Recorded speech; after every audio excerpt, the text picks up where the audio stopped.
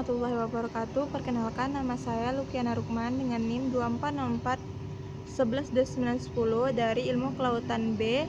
Baiklah, di sini saya akan menjelaskan tentang fenomena IOD dan ENSO. Jadi, apa itu fenomena IOD? IOD atau Indian Ocean Dipole adalah peristiwa perubahan suhu permukaan laut di Samudra Hindia yang terjadi karena adanya selisih pemanasan antara bagian barat dekat Afrika dan bagian timur dekat Indonesia dan Australia. Nah, dalam kondisi normal, suhu laut di sekitar Indonesia cenderung hangat, sehingga uap air yang naik ke atmosfer banyak terbentuk dan akhirnya memicu hujan.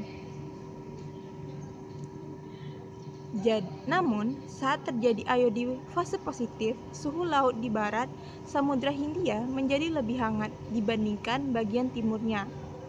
Jadi, akibatnya perairan dekat Indonesia justru mendingin. Pembentukan awan hujan berkurang dan wilayah Indonesia berpotensi mengalami cuaca lebih kering dari biasanya.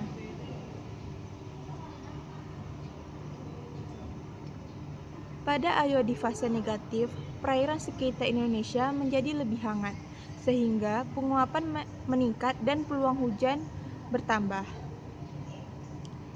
Selanjutnya, apa itu ENSO? ENSO atau El Niño Southern Oscillation merupakan fenomena yang terjadi di Samudra Pasifik dan berkaitan dengan perubahan suhu permukaan laut serta pergeseran pola angin.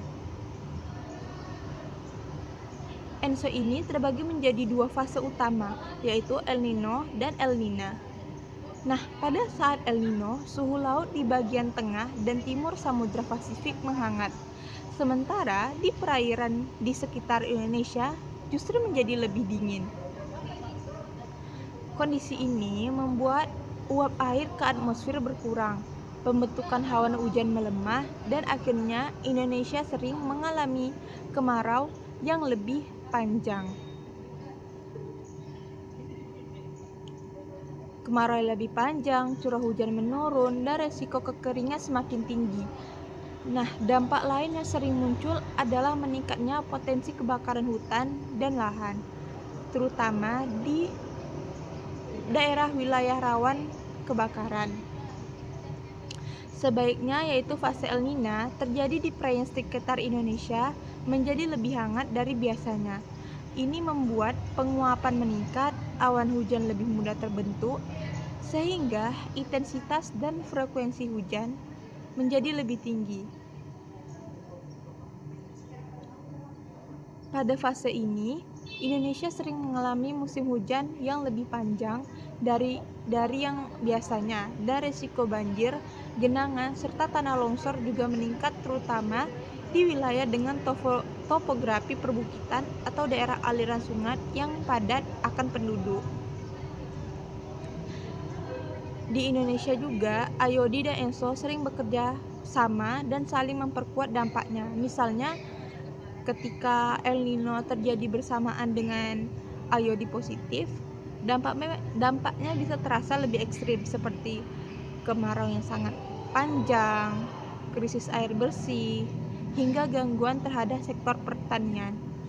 Sebaliknya, jika La Nina terjadi berbarengan dengan IOD negatif, curah hujan bisa meningkat drastis, membuat risiko banjir besar dan erosi tanah semakin tinggi.